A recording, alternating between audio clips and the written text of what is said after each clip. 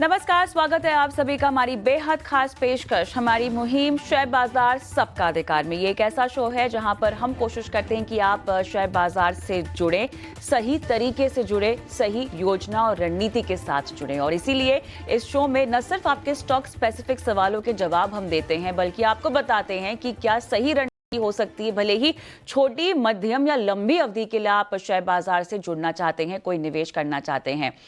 और चलिए यहाँ पर बाजार की चाल पर तो हम बात करेंगे ही, लेकिन उससे पहले क्योंकि बाजार में हम देख रहे हैं कि चारों तरफ लाल निशान में कारोबार हो रहा है, बाजार में बिकवाली जो है वो बढ़ती हुई दिखाई दे रही है। 24,000 का जो लेवल है वो काफी अहम है। 24,200 को हम तोड़ चुके हैं, उसके नीचे हम जा चुके हैं। बैंक निफ्टी के लिहाज से भी अगर आप देखिए तो लगभग 1300 अंकों की कमजोरी है और ये बहुत कोशिश कर रहा है कि 50,000 के लेवल को होल्ड करके रखे, लेकिन यहाँ भी हम देख रहे हैं 50,040 के आसपास कारोबार हो रहा है। तमाम सेक्टर्स में यहाँ पर जो है वो कमजोरी है, गिरावट है। जापान के बाजार की हम बात करें तो लगभग 4,000 अंक ये लुढ़कता हुआ दिखाई दे रहा है। हमारे बाजारों में भी सेंसेक्स में 2,000 अंकों से ज्यादा की कमजोरी। मेटल्स की बात करें, ऑटो की बात करें, रियल्टी, आईटी इंडेक्स, तमाम सेक्टर्स में हमें कमजोरी, गिरावट के साथ कारोबार होता हुआ दिखाई दे रहा है। 3% से ज्यादा की कमजोरी इन तमाम सेक्टर्स में जो है बाजार पर भारी पड़ती हुई दिखाई दे रही है। तो आज का बाजार क्लियरली ग्लोबल मार्केट के तर्ज पर रिएक्ट करता हुआ दिखाई दे रहा है और फिलहाल गिरावट जो है हम देख रहे हैं कि अहम स्तर, साइकोलॉजिकल लेवल्स जो है उसके नीचे जाता हुआ दिखाई दे रहा है।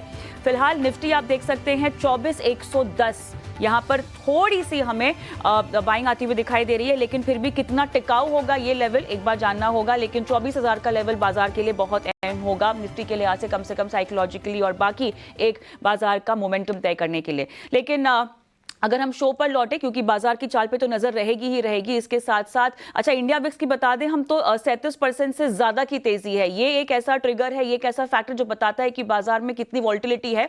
तो ये इसकी तेजी 37% दिखा रही है कि बाजार में कितना यहाँ पर कमजोरी का रुझान गहराता हुआ दिखाई दे रहा है, गिरावट का रुझान गहराता हुआ दिखाई दे रहा है। तो इस शो में अगले आधे घंटे अगर आप भी इस बाजार की गिरावट को लेकर परेशान हैं, अपने स्टॉक्स की चाल को लेकर आप परेशान हैं, तो अपने सवाल हम तक पहुंचा सकते हैं। शेयर बाजार सबका अधिकार एक ऐसा शो है जहां पर सवाल पूछने का तरीका थोड़ा सा अलग है, इसीलिए क्योंकि एक क्यूआर कोड जो कि आप स्क्रीन पर देख रहे हैं, इसे स्कैन कर देना है। स्कैन करते ही आप एक व्हाट्सएप नंबर से जुड़ जाएंगे। उस व्हाट्सएप नंबर पर झटपट अपने सवाल डाल दीजिए, स्टॉक स्पेसिफिक सवाल हो, बाजार की गिरावट को लेकर कुछ हमसे सलाह चाहते हो, सवाल भेज दीजिएगा। इतना ही नहीं, YouTube पर भी हम लाइव हैं इस वक्त, खासतौर से आप ही के लिए, और आप ही के सवालों पर फोकस भी है।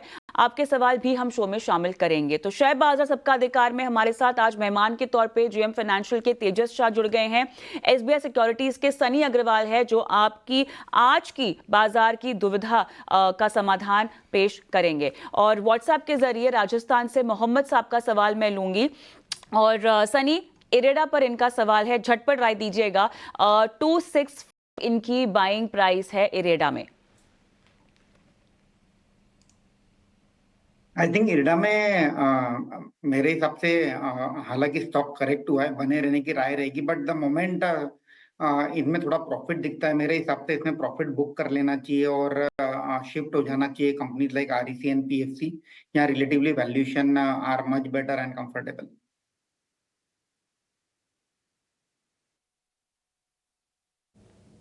बिल्कुल। तो ये है सलाह इस वक्त इरेडा पर आपके लिए। लेकिन आगे बढ़ते हैं और कमल कुमार जी का सवाल हमें आया है जयपुर से। इनके पास है HAL 150 शेयर्स 5100 के भाव पर इन्होंने लिया हुआ है। तेजस जी, HAL पर क्या सलाह देंगे? 5100 पर लिया था और इस वक्त HAL का मौजूदा भाव देखें तो आज यहाँ पर भी इन्हें नुकसान हो रहा है। 4500 के पास कारोबार करा, 3% नीचे ये स्टॉक है आज। क्या करें HAL पर? जो है अभी वो उसका जो प्रीवियस स्विंग लो था 4500 के करीबन, वहां पे ही होल्ड कर रहा है। तो मेरे हिसाब से एक ट्रेलिंग स्टॉप लॉस रखना चाहिए। 4500 के नीचे अगर स्टॉक जाता है तो इसमें से एग्जिट करना चाहिए, क्योंकि अगर 4500 का स्तर अगर स्टॉक ब्रीच करता है तो मुझे लग रहा है कि डाउनवर्ड मोमेंटम है वो एक्सेलरेट हो सकता है और स्टॉक में और 5 से 10% की गिरावट आ सकती है। तो keep a trailing stop loss of 4500 and hold the stock. अगर 4500 का स्तर ब्रीच होता है तो एग्जिट करना चाहिए। जी बिल्कुल। ये थी राय एचएएल पे। इसी के साथ हम एक व्हाट्सएप क्वेश्चन ले लेते हैं। तो ये सुमन का क्वेश्चन है बोरोसिल पर। तो इनकी खरीदारी है 580 लेवल से। तेजस जी, आपके पास ही आना चाहूँगा। बोरोसिल के लिए इनकी खरीदारी है कुछ 580 लेवल से और 100 शेयर होल्ड कर रहे हैं। तो यहाँ पे आपका क्या व्यू बनता लग रहा है? देखो, बोरोसिल का जो चार्ट है अभी भी स्ट्रांग है। Stock higher top higher bottom बना रहा है। स्टॉक अपनी जो 50 डे एक्सपोनेंशियल मूविंग एवरेज है उसके ऊपर होल्ड कर रहा है। 200 डे मूविंग एवरेज भी होल्ड कर रहा है। तो 504 का एक मेजर स्तर है। जब तक वो ब्रीच नहीं होता है मुझे स्टॉक में कोई पैनिक नहीं लग रहा है। स्टॉक होल्ड कर सकते हैं। और ऊपर में अगर ये स्टॉक अगर 540 का लेवल अगर निकालता है तो बाइंग मोमेंटम जोर से आ सकता है। और उस केस में मुझे लग रहा है कि स्टॉक 570 से लेके 572 तक भी जा सकता है। तो होल्ड करने की सलाह रहेगी विद स्टॉप लॉस बिलो 504। 504 के नीचे का स्टॉप लॉस लगाकर आपको होल्ड करने की सलाह दी जा रही है बोरोसिल में। और व्हाट्सएप के जरिए नंदू आटे का सवाल हम लेंगे। और इन्होंने एनबीसीसी में खरीदारी कर रखी है। सनी, आपके पास आऊंगी। एनबीसीसी में इनकी बाइंग प्राइस है 188 और एससीआई में इनकी बाइंग प्राइस है 337। सनी। या तो एनबीसीसी में बने रहने की राय रहेगी। मुझे लगता है कि कंपनी का जो परफॉर्मेंस है काफी इंप्रूव हुआ है पिछले कुछ क्वार्टर में। तो एनबीसीसी में मुझे लगता है कि बने रहिए। आज का जो फॉल है इसमें पैनिक करने की जरूरत नहीं है। तो बने की राय रहेगी एनबीसीसी में। ठीक है, तो ये है सलाह इस स्टॉक पर आपके लिए। अगले दर्शक हमारे साथ कोलकाता से जुड़े हैं रविंद्रनाथ दास। नमस्कार, सवाल पूछिए अपना। एक्चुअली हम पूछ रहे हो जिस आपका जो भारत इलेक्ट्रॉनिक्स जो है ना, भारत इलेक्ट्रॉनिक्स जो कैश इक्विटी है उसका उसका जी उसका क्या पोजीशन क्या है? BEL के बारे में आप जानना चाह रहे हैं। पहले से ही है क्या आपके पास ये शेयर? है।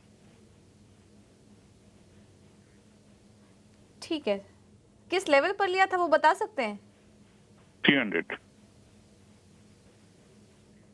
300 पर लिया था, अभी नुकसान में है। ओके सनी, क्या करें? भारत इलेक्ट्रॉनिक्स में आज ये जो गिरावट आ रही है वो जानना चाह रहे हैं कि ये स्टॉक और कितने नीचे जा सकता है। 300 पे इन्होंने लिया था। आगे के लिए आपको टारगेट्स क्या नजर आ रहे हैं? आई थिंक भारत इलेक्ट्रॉनिक में बने रहना चाहिए। काफी स्ट्रांग नतीजे और ऑर्डर बुक हमने देखी है कंपनी में। मेरे हिसाब से इसका जो फेयर वैल्यू है तकरीबन 360 370 का है। अगर आप 3 से 6 महीना होल्ड करेंगे और मार्केट में रिकवरी देखते हैं हम, तो मुझे लगता है कि इनका 350 360 का प्राइस टारगेट आ जाएगा। तो बने रहिए भारत इलेक्ट्रॉनिक में।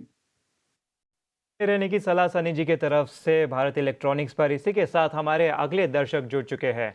योगेश जी नमस्कार, बताइए क्या है आपका सवाल? नमस्कार जी नमस्कार सर। सर मेरे पास आईसीआईसीआई बैंक के 82 शेयर हैं 150 के रेंज में। क्या करना चाहिए आगे? आपकी खरीदारी कितने पर है? 150 रुपया 150। 150 रुपये से खरीदारी आपकी? जी जी जी जी बिल्कुल। पहले तो आपको बहुत कॉन्ग्रेचुलेशंस कि वहाँ से यहाँ तक आपने इतने समय तक इसे होल्ड किया है स्टॉक को।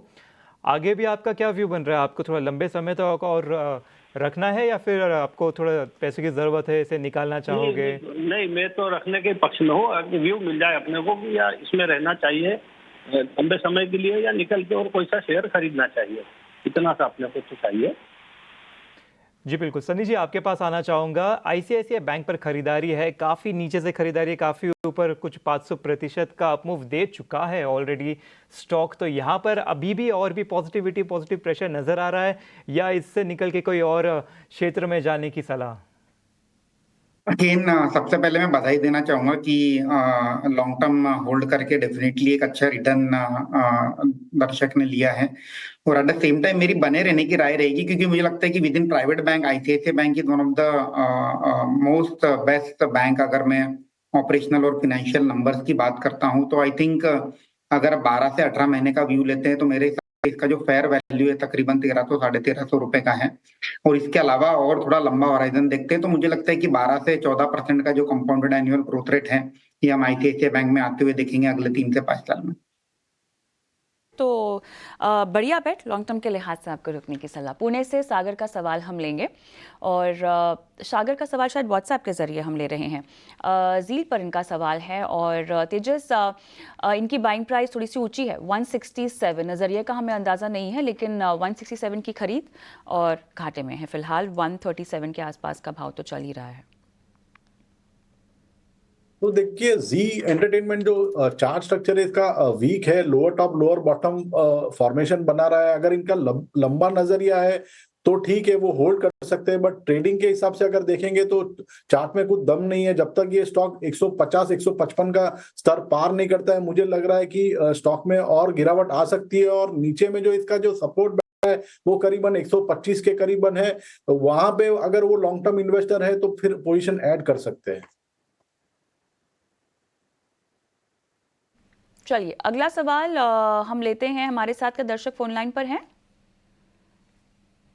चलिए व्हाट्सएप का सवाल है नोएडा से समीर का और सनी इंडसइंड बैंक इन्होंने खरीदा हुआ है और 1408 की इनकी खरीद है, 1408 IndusInd bank. Again IndusInd bank में भी बने रहने की राय रहेगी अगर आप मीडियम टर्म इन्वेस्टर है। आई थिंक डिसेंट परफॉर्मेंस थी इस बार के क्वार्टर में और हमें लगता है कि जिस तरह से अगले कुछ महीनों में रेट कट की बात स्टार्ट होगी, मुझे लगता है कि banking will be one of the big beneficiary. तो आई थिंक बने रहने की राय रहेगी अगर medium to long term investor है तो। चलिए इसको तो इंडसइंड को तो होल्ड की सलाह सनी की तरफ से आ रही है, लेकिन व्हाट्सएप का सवाल लेंगे दिल्ली से नवीन का और जेंजर टेक्नोलॉजी पर इनका सवाल होगा। तेजस इनकी जो बाइंग प्राइस है ये बता रहे हैं अराउंड 750। तो स्टॉक अभी एक सपोर्ट के करीबन है, उसका जो 50 डे एक्सपोनेंशियल मूविंग एवरेज है वो 726 के करीबन है और इसका जो प्रीवियस स्विंग लो था वो 701 के करीबन है। तो मेरे हिसाब से स्टॉक में बने रह सकते हैं। अगर इनको ट्रेडिंग के हिसाब से रखना है तो 726 का स्टॉप लॉस लगाना पड़ेगा। अगर इनका पोजिशनल व्यू है तो 700 का ट्रेडिंग स्टॉप लॉस लगाना पड़ेगा है। तो 700 का रेडिंग स्टॉप लॉस लगाकर आपको इस पोजीशन में रुकने की सलाह दी जा रही है तेजस की तरफ से सेंसा टेक्नोलॉजीज में। हम रुकेंगे छोटे से ब्रेक के लिए। शेयर बाजार सबका अधिकार में आपके सवालों का सिलसिला जो जारी है उसमें बता दें कि बाजार की चाल पर भी हमारी नज़र बनी हुई है और कमोबेश वही लेवल्स जहां पर हम बाजार को कारोबार करता हुआ देख रहे हैं। सेंसेक्स लगभग 2190 अंक कमजोर हुआ और बैंक निफ्टी अहम 50,000 के नीचे 49,999 के लेवल्स बैंक निफ्टी में आते हुए दिखाई दे रहे हैं। तमाम एशिया के बाजार में गिरावट जो है गहराती हुई दिखाई दे रही है। 6.5 अंक से ज्यादा की कमजोरी निफ्टी में भी आती हुई दिखाई दे रही है। का दिन मार्केट्स के लिए एक एक्चुअली में ब्लैक मंडे का दिन साबित हो रहा है और ये आप इस वजह से देख पा रहे हैं क्योंकि ग्लोबल मार्केट्स कंप्लीटली तेज सेल ऑफ देखने को मिल रहा है। आपको पता ही है कि 2-4 चीजें मार्केट के बड़ी इंपॉर्टेंट थी। फर्स्ट था एफआईज के नंबर, दूसरा लिक्विडिटी और तीसरा था ग्लोबल मार्केट। एफआईज की होल्डिंग जस की तस रुक गई है 66% पे। जो दूसरा बड़ा हिस्सा था वो था ग्लोबल मार्केट, वहां पे क्रैक आए हैं। मैं आपको पहले इंडियन मार्केट का विक्स दिखाना चाहता हूं। एक बार अगर आप मेरी स्क्रीन दिखा पाएंगे तो एक बार जरा दिखाइएगा। इंडिया विक्स बजट के बाद, मैं बोलूंगा इलेक्शन से थोड़ा पहले जब वो मूव आया था, उसके बाद दूसरा सबसे बड़ा मूव आपको अब देखने को मिल रहा है। हालांकि उस मूव के अंदर हमको कई दिनों का समय लगा था। आज एक ही दिन के अंदर इंडिया विक्स 50% ऊपर है। इसके कहते हैं फियर इन द मार्केट। इतना फियर एक साथ मार्केट के अंदर आ गया जिसकी कल्पना भी नहीं थी। जिस चीज को आप सबसे स्ट्रांग समझते थे वही अब बैकफायर मार रहा है, यानी कि ग्लोबल मार्केट्स। आप चाहे यूएस का मार्केट्स देखते थे या आप यूरोपियन बाजार देखे होंगे या आपने इंडियन मार्केट्स देखे होंगे, वो सब के सब अभी मार्केट्स आपको ग्लोबल मेल्टडाउन के तौर पर दिख रहे हैं। इसी वजह से आप ये देख पा रहे हैं कि गिरावट मार्केट के अंदर बढ़ी और फियर 50% बढ़ गया। अनएक्सपेक्टेड चीज से एक्सपेक्टेशन वैसी हो गई जैसे आप बिल्कुल इससे अनएक्सपेक्टेशन था कि भी आएगा ही नहीं, इसमें तो कुछ होगा ही नहीं, वही हुआ। ग्लोबल मार्केट्स की प्रॉब्लम आपको सीवियर दिख रही है। एक और चीज मैं आपको बताता हूं, करीब 700 पॉइंट निफ्टी टूट गया और आज ही आज में 2400 हो गया। अगर आपको यकीन नहीं होगा तो आप पिछले 3 दिन पहले आप 25,000 के लेवल पे थे तो 25,200 की तरफ भी बढ़ने की बात हो रही थी मार्केट के अंदर, लेकिन बाजार ने सिर्फ 2 दिन लिए 700 पॉइंट आज से खाली किए, 300 पॉइंट लास्ट ट्रेडिंग सेशन में खाली किए, करीब 1000 पॉइंट से ज्यादा की गिरावट सिर्फ 2 दिन में है। जो हमने आपके सामने बात रखी थी कि बाजार चलता सीढ़ियों से है, उतरता लिफ्ट से है, ये बात ना भूलिएगा। और कई बार हमने सुबह 7:30 बजे के कार्यक्रम में, अलग अलग कार्यक्रम में, 8 बजे के अंदर भी, मार्केट कमेंट्री के अंदर भी हम आपको बार बार बताते रहे हैं कि भाई आप अपना 30-40% प्रॉफिट बुक करके बैठो मार्केट के अंदर। थोड़ी सी सिचुएशन ऐसी नहीं है कि आपका सारा मार्केट के अंदर ही माल रहे, और ये डिप बहुत जरूरी है, ये दोनों के लिए हेल्दी है, और इसको अभी तो शेकिंग समझना चाहिए। ये एक्चुअली में कोई मंदी वंदी आहट नहीं है, मंदी की आहट तो भी बाद में आएगी जब आएगी, फिलहाल तो सिर्फ शेक कर रहा है। लेकिन शेकिंग में इंडिया विक्स करीब 52% ऊपर आ चुका है। और निकाई मार्केट भी आपको मैं दिखाता हूं। एक और चीज जो मेरे को, मैं जस्ट शो को ज्वाइन कर रहा था उससे पहले मेरे को दिखी, वो था बिटकॉइन। मैं आपको एक्चुअली में थोड़ा बिटकॉइन भी दिखाना चाहता हूं। एक बार जरा बिटकॉइन के फ्यूचर्स दिखाइएगा। ये भी अगर आप देखेंगे तो बीटीसी बिटकॉइंस, ये भी जबरदस्त तेजी गिरावट के साथ इस समय आपके सामने ट्रेड करते हुए दिख रहे होंगे। तो बीटीसी के अंदर भी गिरावट है, और मार्केट के अंदर मोटा मोटी आप गिरावट अपनी स्क्रीन पर देख पा रहे होंगे। इसने भी एक क्रूशियल लेवल को ब्रेक कर दिया। मैं 1 मिनट के लिए आपके सामने एक नेस्डेक का भी चार्ट दिखाना चाहता हूं, अगर आप वो एक बार दिखा पाए तो मेरा, और फिर अमीशा वोरा से हम करेंगे बातचीत, वो आज के हमारी मेहमान है, उनसे हम समझेंगे। ये नेस्डेक का चार्ट एक बार अगर दिखा पाए तो, यहीं से प्रॉब्लम शुरू हुई है। एक्चुअली में नेस्डेक का ब्रेकडाउन हुआ, और ब्रेकडाउन कब हुआ था? इससे पहले 23 अप्रैल 2024 के आसपास, और उससे पहले हुआ था यही एवरेज, वो था नवंबर 2023। यानी कि अगर आप बार बार देखेंगे इस ब्लू लाइन के ऊपर ही टिके रहे, लेकिन जब गए तो फिर काफी सीवियर डैम्प हुआ। इस बार हमको इस सीवियर डेंट देखने को मिल रहा है, और हम इस यहां तक भी आ सकते हैं, यानी कि 16,000 तक भी आ सकते हैं। अभी 600-700 पॉइंट की गिरावट नेस्डैक में और भी हो सकती है, तो बी प्रिपेयर। 750 पॉइंट की गिरावट इस समय निफ्टी पर है। और अगर आप देखेंगे तो आप इंडिया विक्स जो बढ़ रहा है ना, वो मेरी ज्यादा चिंता की बात है, क्योंकि अगर इंडिया विक्स इसी तर्ज पे बढ़ता रहा 53%, 55% एक एक दिन में, तो आप बाजार को रोक ही नहीं पाएंगे। और मैं बता दूं, जैपनीज मार्केट में एज पर माई इंफॉर्मेशन थोड़ी देर के लिए ट्रेडिंग को होल्ड करना पड़ गया था जैपनीज मार्केट के अंदर। तो आप भी एशिया के ही, तो मैं ये नहीं कह रहा कि हॉल्टिंग हो सकती है, बट इस चीज का ध्यान रखिए, करीब 2.25% की गिरावट इंडाइसिस पे हो चुकी है, 2.25% की। अमीशा वोरा हमारे साथ जुड़ रहे हैं, उनसे जरा करते हैं बातचीत। अमीशा मैम, बहुत बहुत शुक्रिया, thank you very much. Ma'am, आपका फर्स्ट टेक, ये जो ग्लोबल सेल ऑफ हो रहा है उससे इंडियन मार्केट भी अछूता नहीं है। आज हमने 700 पॉइंट खो दिए। मैम, आपका टेक। देखिए, सब ग्लोबल मार्केट हम सबको पता है कनेक्टेड है, और जब इतनी बड़ी चीज जब होती है तो अपनी मार्केट में उसका इम्पैक्ट तो आना है। जिस तरह से समझ में आ रहा है कि जापान में इंटरेस्ट रेट बढ़ने से पूरा कैरी ट्रेड जो बहुत लार्ज प्रोपोर्शन में चलता था ऑन अ लेवरेज बेसिस, वो थोड़ा कहीं ना कहीं अनवाइंड होगा, तो उसकी वजह से एफआई सेलिंग चालू रहेगा। एंड जो यूएस की जॉब्स डेटा है वो भी इंडिकेट कर रहा है कि इकोनॉमी स्लो डाउन हो रही है, और जब ग्लोबल स्लो डाउन होता है तो इंडियन इकोनॉमी को भी कहीं ना कहीं एक्सपोर्ट्स में फर्क पड़ेगा। तो मेरे ख्याल से पहला तो ये जो जर्क आया है वो हमें ग्लोबल मार्केट्स सेल ऑफ की वजह से आ रहा है। थोड़ा और चलेगा मेरे हिसाब से ये, और हमें शायद 3 से 4 वीक का टाइम लगेगा जब तक कि मार्केट एक लेवल पर स्टेबलाइज होगा। ठीक है अमीशा मैम, मेरे को आप थोड़ा लेवल्स के हिसाब से हेल्प करवा सकते हो? जैसे अभी देखो 24,000 आ गया, और अभी थोड़ी देर पहले तो 24,000 का लेवल भी टूट गया। अभी आप अपनी स्क्रीन पर देखोगे तो आपको भी टूटा हुआ दिखेगा। तो 24,000 से और कितना नीचे हम जा सकते हैं? जैसे अभी आप कह रहे थोड़ा और गिरावट आ सकती है, कहां तक हो सकती है? लेवल्स में कुछ समझा पाएंगे आप मैम? देखिए, ये सब मार्केट्स थोड़े कनेक्टेड है, पर हमारा इंटरनल डोमेस्टिक इनफ्लो बहुत ही स्ट्रांग है, एंड जिसकी वजह से एंड म्यूचुअल फंड भी कैश पे बैठे हुए हैं, तो जिसकी वजह से एक लेवल के नीचे बाइंग आ जाएगा। तो अगर ये लगातार प्रेशर चालू रहा ग्लोबल मार्केट्स का, तो मुझे लगता है कहीं ना कहीं 22,500 तक नीचे में नीचे जा सकता है। उससे नीचे मुझे नहीं दिख रहा है। अदरवाइज ये 23,000 और 24,000 की रेंज में टाइम निकालेगा।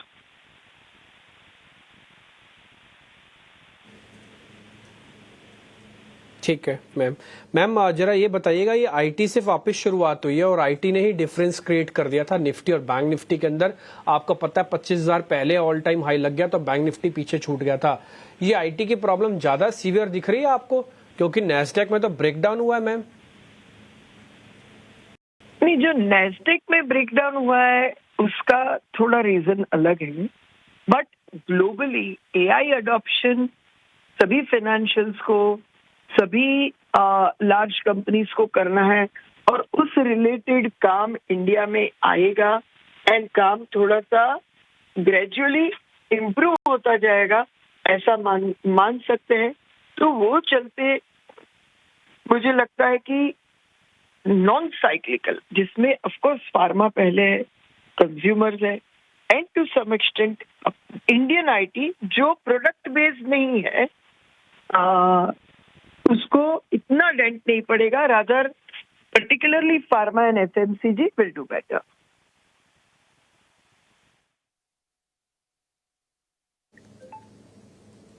हाँ मिशा मैम, बहुत बहुत शुक्रिया, थैंक यू वेरी मच आज समय देने के लिए, बताने के लिए कि इस समय मार्केट क्या हो सकता है। देखिए देखते ही देखते न केवल मार्केट ने आज 24,000 का लेवल तोड़ा, बल्कि 24,000 के नीचे आके 23,980 है, शायद एक कल्पना से परे हो सकता है। इसलिए आपको इंडिया विक्स आज 53% बढ़ता हुआ दिखेगा। ये 53% ऐसे नहीं बढ़ गया, ये एक बहुत अच्छा इंडिकेटर है। इसका अगर आप वैसे इस्तेमाल देखा जाए तो 2% 5% के स्विंग पे भी नोटिस करवाने लगता है अपने आप को। आज अगर ये 50% बढ़ा है तो बात कुछ है गंभीर, नहीं तो ये नहीं बढ़ता 50% एक दिन के अंदर, और ये आपका लेवल 24,000 पे ही रुक जाता। लेकिन आप ये सोचो, ना केवल 24,200 गया बल्कि 24,000 का लेवल भी मार्केट ने तोड़ दिया, और ये 53% है इंडिया विक्स। और आपको मैं ग्लोबल सेल ऑफ दिखा नहीं सक रहा अपनी स्क्रीन की वजह से। अगर आप मेरे पास एक बार 1 मिनट के लिए जो मैं यूएस मार्केट्स के अंदर आपको मैं दिखा रहा हूँ, ये आज खुलेंगे तो आज ये हो सकता है और गिरावट के साथ भी खुले। अभी मेरे पास सामने पे नहीं आ रहा, लेकिन अगर आप एशियन मार्केट्स में टिपिकली चेक करेंगे तो सबसे ज्यादा तो आपको नुकसान आपको दिखेगा जापानीज मार्केट के अंदर, और वहां पे इस समय गिरावट काफी ज्यादा है। पूजा, इस समय आप तो ग्लोबल मार्केट्स को ट्रैक भी करते हैं, तो आपको लगता है कि ये प्रॉब्लम बहुत सीवियर है जो हुई है, जो इसमें जॉब्स के नंबर आए हैं, या जी, फिर अब तो लग रहा है कि फेड के ऊपर प्रेशर बढ़ता ही जा रहा है। जो पिछली बार जो स्टेटस को बनाए रखा और उसके बाद जो आंकड़े आए, जॉब आंकड़े बेहद ही कमजोर थे। वहाँ के एक्सपर्ट्स कहने लगे कि धीरे धीरे बाजार मंदी की तरफ जा रहा है, पूरी इकॉनमी मंदी की तरफ जा रही है, तो इस बात का खतरा बढ़ता रह गया। अब फेड के ऊपर प्रेशर आ रहा है कि हो सकता है सितंबर के पहले फेड चेयरमैन को आके बाजार को संभालने के लिए कोई ना कोई कदम यहाँ पर उठाने की जरूरत पड़ेगी, क्योंकि आंकड़े तो आते रहेंगे हर हफ्ते। ये एम्प्लॉयमेंट के आंकड़े, बेरोजगारी के आंकड़े इसी तरीके से आते रहेंगे और बाजार इसी पर रिएक्ट भी करेगा। तो हम देख सकते हैं कि इसका जो असर है वो आने वाले समय में और पड़ेगा अगर जल्द ही कुछ कदम सेंट्रल बैंकों की तरफ से नहीं उठाए तो। जापान में दिक्कतें दिख ही रही हैं, ग्लोबल मंदी की बात हो ही रही है, तो इस बीच ऐसा लग रहा है कि माहौल ऐसा कुछ बन रहा है कि सेंट्रल बैंकों को आकर कुछ बड़ा बयान या स्थिति को संभालने जरूरत पड़ सकती है। जरूरत पड़ सकती है, और आप देखिए संभालने की जरूरत पड़ सकती है। और आप देखिए करीब 800 पॉइंट की गिरावट इस समय आपको निफ्टी पे दिख रही है, और बैंक निफ्टी करीब 1550 पॉइंट की गिरावट है। एक बार आप मेरी स्क्रीन वापस से दिखाइए, मेरे को जापानीज मार्केट का चार्ट देखा, मैं आपको दिखाऊं, बेहद गंभीर है। आप ना 3-4 चीजें स्क्रीन से ना ही हटाइए तो ज्यादा बेहतर होगा। पहला पॉइंट, आपको इंडिया विक्स नहीं हटाना है, आप वो दिखाते रहो। अब 52 नहीं, अब 56% हो चुका है। डर का माहौल किसे कहते हैं, आज का दिन पता लगा है। ये है वो जापानीज मार्केट, आप देखो, ये कोई बहुत पुरानी बात नहीं मैं बोल रहा हूं मैं, ये करीब 40-41 हजार का इंडेक्स था 8 जुलाई को। अभी जुलाई खत्म हुए, कोई बहुत दिन नहीं हुए, अभी हम 5 अगस्त पे खड़े हैं। आपने सिर्फ 15-20 दिन के अंदर 41 हजार वाला इंडेक्स 30 हजार का हो गया, और ये सीधा 200 दिनों के एवरेज पे आके रुका है। ये मैं जापानीज मार्केट आपको दिखा रहा हूं इस समय, और ऑलरेडी मैंने आपको इंडिया विक्स भी दिखाया। इंडिया विक्स भी एक बार स्क्रीन पे, यही स्क्रीन रखिएगा, इसको हटाइएगा नहीं 1 मिनट के लिए, सारी चीज आपके सामने लाइव दिखाता जा रहा हूं। आप देखेंगे इंडिया विक्स, ये वो बजट वाला प्रपोर्शन है, यानी कि सरकार बनने वाला प्रपोर्शन। आप देखेंगे उससे पहले फियर बढ़ा था मार्केट के अंदर, मैं मार्क कर रहा हूं आपके लिए। और जब इलेक्शंस के रिजल्ट्स आए थे, वो जून का महीना है जब इंडिया विक्स बाद में टूटता गया और मार्केट बढ़ता गया, लेकिन उससे पहले भी मार्केट में फियर माउंट हुआ था। ये फियर फिर से बढ़ा है और ऑलमोस्ट उतना ही बड़ा है जितना पिछली बार हुआ था। तो पिछली बार तो आपका डोमेस्टिक रीजंस था, इलेक्शंस थे, इस बार आपका ग्लोबल रीजन है। आपको भी नहीं पता है कितना डीप डाउन हो सकता है और एक कितनी बड़ी प्रॉब्लम और हो सकती है। इसलिए मार्केट को कोई कुशन नहीं मिल रहा। आप नहीं बल्कि कई ऐसे शेयर्स हैं जहां पर इस समय 10-10% की गिरावट है। एक बार वो फ्यूचर की एडवांस डिक्लाइन की रेशियो भी लेके आइएगा जरा, और उसके बाद हम जरा उस पर भी बातचीत कर लेते हैं। और कुछ और मेहमान जुड़े तो पीसीआर बताते जाइएगा मेरे को, अगर आपके पास कोई और मेहमान जुड़ते हैं, ताकि फिर हम उनको भी अपने साथ फटाफट से कनेक्ट कर लें। आप पहले एडवांस डिक्लाइन की रेशियो 1 मिनट के लेके आइए प्रोड्यूसर साहब। उसका सिर्फ 3 से 4 शेयर ही लॉन्ग के हैं, 122 शेयर इस समय शॉर्ट हैं, 54 शेयर अनवाइंड किया है। तो कुल मिला के करीब 172 शेयर बनते हैं। ये F&O का मोटा मोटी है। आप NSE और BSE का एडवांस डिक्लाइन भी देख लो, आपको उससे खुद पता लग जाएगा। पिछले 37 साल में अब तक की जापान में ये सबसे बड़ी इंट्राडे गिरावट है। अभी मैंने आपको जापानीज मार्केट दिखाया था, मैं एक बार फिर से आपको दिखा देता हूं। और मेरे को एक पॉइंट मेरी रिसर्च ने दिया है, वो दिया कि ये जो गिरावट है ये 25-16 साल की ये सबसे बड़ी गिरावट है। और ये जो इंडिया विक्स के अंदर जो आपकी बढ़त इस समय देख पा रहे हो, एक बार जरा दिखाइएगा मेरे चार्ट। इंडिया विक्स के अंदर जो आप बढ़त देख पा रहे हो, ये भी कई सालों की सबसे बड़ी इंडिया विक्स के अंदर तेजी है। मेरे को तो याद भी नहीं है कि मैंने कब इंडिया विक्स को 50% एक दिन में बढ़ते हुए देखा है। 50% इंडिया विक्स किसे कहते हैं मेरे को याद भी नहीं है, मैं आपको सही बात बता रहा हूं। अब मैं आपको दिखाता हूं ऐसे वो शेयर जहां पर आज जो गिरावट है वो करीब करीब 10-10% की है। एक बार जरा दिखाइए LIC हाउसिंग फाइनेंस अपनी स्क्रीन पर, दिखाते जाइए फटाफट प्रोड्यूसर साहब। आज थोड़ा हाथ आपको तेज चलाना होगा। LIC हाउसिंग दिखाइएगा, करीब 10% टूटा है। मदरसन सेमिल के नाम से शेयर जुड़ेगा आपको 10% नीचे। Steel authority of India limited 10% नीचे। हिंदुस्तान कॉपर 7% नीचे। तो ये कुछ वो शेयर्स हैं जो फ्यूचर्स के बड़े शेयर हैं जहां पे आपको इस समय गिरावट देखने को मिल रही है, और उनसे जरा हम कर लेते हैं बातचीत। आइए एक काम करते हैं, और सुनील सुब्रा हमारे साथ जुड़ रहे हैं और उनसे जरा करते हैं बातचीत। सुनील जी नमस्ते सर, आपका रिएक्शन चाहिए। जो ग्लोबल सेल ऑफ हो रहा है ये आप किस वजह से देख पा रहे हैं सुनील जी, और इसकी वजह इंडियन मार्केट्स पे और कितनी गंभीरता बनती है सर? सुनील सर नमस्ते सर। तो नमस्ते। मेरे मन में 3 वजह है इसकी। एक वजह है यूएस की जो ग्रोथ की जो नमूने आए हैं वो बहुत, एक रिसेशन बहुत आगे आने की एक संभावना दिख रही है। तो इसके कारण जो अब तक फेड रेट कट की बात इन्फ्लेशन की ढलना जाने से करने की चाह रही थी, अब वो शायद ज्यादा रेट कट करें क्योंकि रिसेशन को अवॉइड करना है। तो ये बहुत गंभीर प्रश्न है, क्योंकि इसके कारण बहुत से इंडिया रिलेटेड में IT रिलेटेड सेक्टर के लिए डिमांड घट सकती है, और मेटल्स की डिमांड घट सकती है, कमोडिटीज की दाम घट सकती है। तो ये एक कारण है। दूसरी कारण जो है वो है कि जापान ने इसी समय जब यूएस रेट कट की बात कर रही है, जापान रेट हाई कर रही है, क्योंकि उनके हिसाब से वहां पर येन अभी स्ट्रेंथन हो रहा है। तो कैरी ट्रेड जो होता था, जो सस्ते इंटरेस्ट रेट जो जापान में थी पहले, और उसके साथ जो जापानीज करेंसी वीक थी, वहां से पैसा उठाकर बाहर के मार्केट में, चाहे वो यूएस हो या इंडिया हो, ऐसी मार्केट्स में कैरी ट्रेड के तौर पर FIIs निवेश करते थे। अब जापानीज रेट हाइक के कारण डॉलर येन भी स्ट्रेंथन हो गया, तो उनके लिए महंगा पड़ गया पैसा उधर, तो इसलिए वो अनवाइंड कर रहे हैं अपना कैरी ट्रेड पोजीशन। तो नेचुरली उनको बेचना पड़ रहा है, क्योंकि बैंक उधर मार्जिन कॉल की तरह वो लोन को कॉल कर रही है। ये सेकंड कारण है।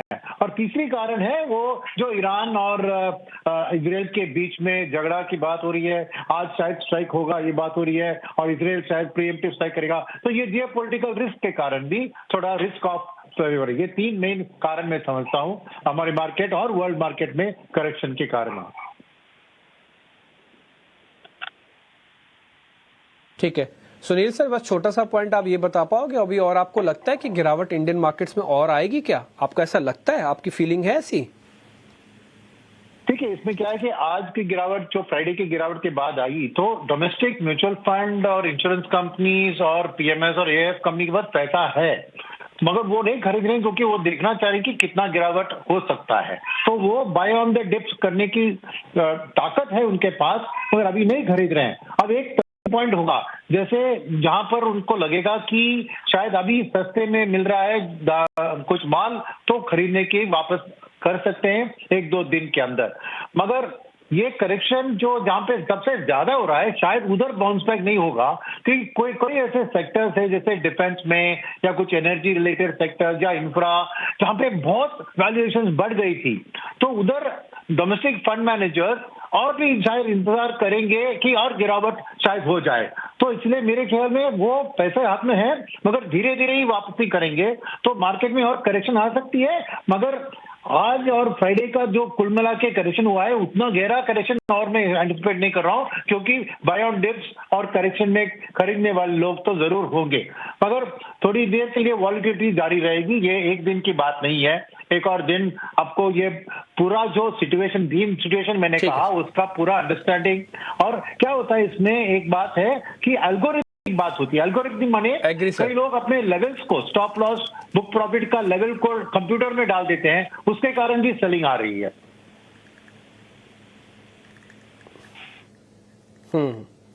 नहीं सर, ठीक है सर, डन। सुनील सर बहुत बहुत शुक्रिया, थैंक यू वेरी मच, आपने टाइम निकाल के मोटा मोटी बता दिया आपने। आप कह रहे हैं कि थोड़ा वेट एंड वॉच कर लो और थोड़ा और सेटल हो जाने दो, लेकिन हाँ ये चीज प्रॉब्लम तो है जो ग्लोबल मार्केट से आई है। मेरे साथ डीपी सिंह साहब भी जुड़ रहे हैं, उनका करते हैं जरा स्वागत, एक टेक उनसे भी लेते हैं। सिंह साहब बहुत बहुत शुक्रिया, थैंक यू वेरी मच समय देने के लिए। सर आपको ध्यान है बजट में आपकी और हमारी चर्चा हुई थी और उस समय कुछ सिचुएशन अलग थी, उस समय ना ग्लोबल मार्केट वाला कोई दिक्कत था ना ही ऐसा कुछ था, ये एकदम से इरप्ट हुआ है इसलिए 50% विक्स बढ़ गया। आपने उम्मीद नहीं करी थी, वो चीज आ गई तो विक्स 50% बढ़ गया। सर आपको लगता है ये और अभी डैमेज कंटिन्यू होगा? ये यूएस को, जापान को देख के तो लग रहा है बहुत बड़ी चीज है, क्योंकि ऐसा है कि ये जो करेक्शंस है ना, these are very welcome corrections, so you are actually expecting much earlier.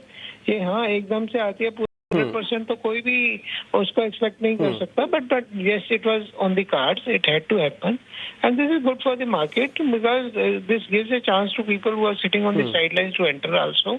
At the same time, as far as mutual funds are concerned, most of the money is coming through SIP route. And that is one of the most healthiest thing which is happening in our country, that people are entering at every level and nobody will lose the fortune. That's something very, very important, right? I'm not looking at the people who are into F&O sector, but the long only players are going to benefit. These volatilities are good for the market. One side story always is not good. But cutting the long story short, yes, this was expected. This has happened out of global cues, and I think this may continue a little more, but not very much. It will come back. ठीक है sir, शुक्रिया sir, thank you very much. I know कि आप busy हैं इस समय, लेकिन फिर भी आपने हमारे लिए टाइम निकाला, इसके लिए बहुत बहुत शुक्रिया sir. Thank you very much sir, बहुत शुक्रिया sir, thank you very much.